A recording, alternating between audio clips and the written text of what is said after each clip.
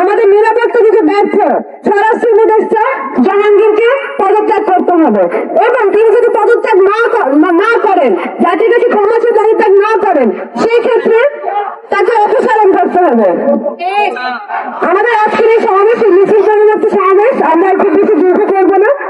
আমরা আমাদের আগামীকালকে কর্মসূচিগুলো এখন জানিয়ে দিচ্ছি।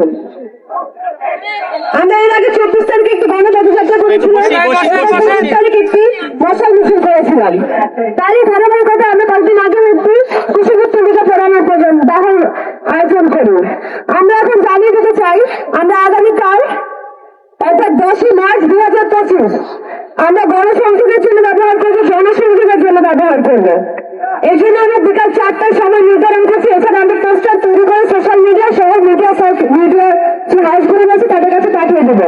এরপরে আমাদের মূল কর্মসূচি আগামী 20 দিন অর্থাৎ 11ই মার্চ 2025 আমরা সকাল 11:30টায় আবারও স্বরাষ্ট্র মন্ত্রণালয়ের অভিমুখে গণপদযাত্রার আয়োজন করবো।